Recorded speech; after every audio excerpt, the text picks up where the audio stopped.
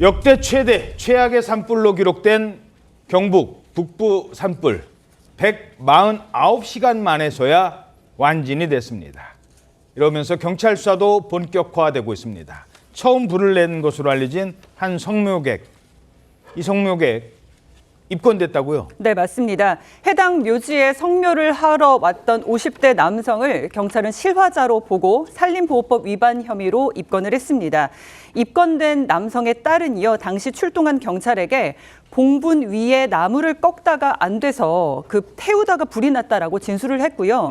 당시 불이 나자 119에 처음 신고를 했던 것도 이 남성의 딸이었습니다. 이게 산이라 어딘지 말을 제대로 못했다면서요? 네, 그렇습니다. 그리고 신고가 지난 22일 오전 11시 24분에 접수가 됐는데요.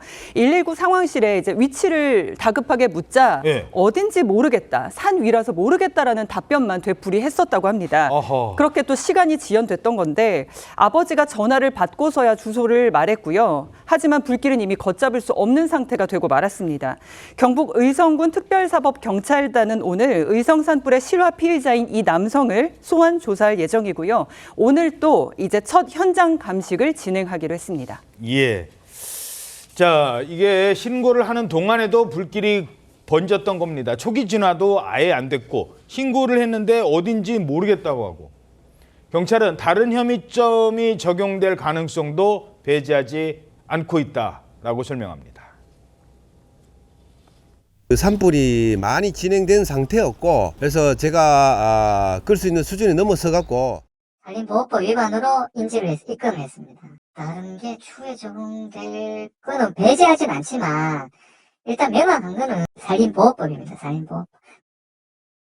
근데 불을 누가 냈는지 모르는 산불도 있습니다. 세계문화유산, 이 하회마을을 위협한 산불. 아직 처음 불 낸 사람을 못 찾고 있다고요? 맞습니다. 지금 어떻게 불이 났는지는 조금 그래도 어느 정도 지금 단서가 잡혔는데 누가 불을 냈는지는 아직까지 특정은 못한 상황입니다. 이 경북 의성에서 그 산불이 난 게 안평면하고 안개면 두 곳입니다. 예. 지금 이른바 성묘객 실화. 그게 지금 이제 안평면 산불이고요. 이 안개면 산불이 번져서 이게 지금 하회마을까지 위협한 그런 산불인데 예. 이게 지금 어떻게 시작됐는지 그동안 알려진 게 없었거든요.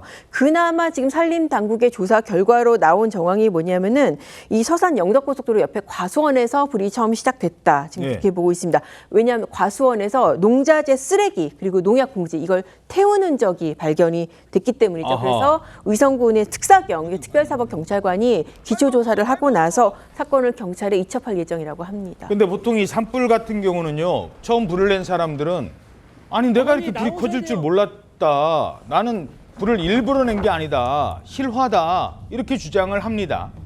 과거 판례가 있대요. 어떤 판례가 있느냐? 꿩이요. 내가 불을 옮긴 게 아니라 야생 꿩이 불길을 옮긴 거다. 그래도 처음에 실화자가 처벌을 받은 적이 있다고요? 그렇습니다. 사소한 부주의도 처벌될 수 있다라는 점을 보여주는 판례인데요. 2023년에 한 A씨라는 사람이 우편물을 태우려고 미리 설치한 드럼통에서 이제 이런 불을 피워서 물건을 태우고 있었는데 예? 꿩이 날라와서 불에 붙은 겁니다. 이 꿩이 이 불을 붙은 채로 4차선 도로를 넘어서 600m 남짓까지 멀리 날아갔다가 그러니까 내가 불 낸 게 아니라 꿩이 400m, 불에 날개에 불 붙은 꿩이 400m를 날아가서 거기서 불 난 건데. 네, 거기서 이제 산불이 시작이 된 건데요. 결국 10만 제곱미터를 태운 혐의로 기소가 됐지만 실제 이 A씨 처벌받았습니다. 징역 10개월의 집행유예 2년을 선고받았는데 법원에서는 야생 동물 등에 의해서 불이 번지는 경우도 충분히 예상 가능함에도 불구하고 부주의로 이렇게 불을 냈다, 불을 실화시켰다라고 이제 적시를 한 것인데요. 그러니까 실수였다라고 하지만 모두 다 처벌받을 수 있다라는 것이고 특히 산림실화죄 같은 경우는 일반 실화죄보다 더 강하게 3년 이하의 징역 3천만 원 이하의 벌금형이 처해질 수 있습니다. 예. 자, 이렇게 많은 사람들이 피해를 당했습니다. 동물들도 큰 피해를 당했습니다. 이 반려견, 개를 키우던 주인이 있었습니다.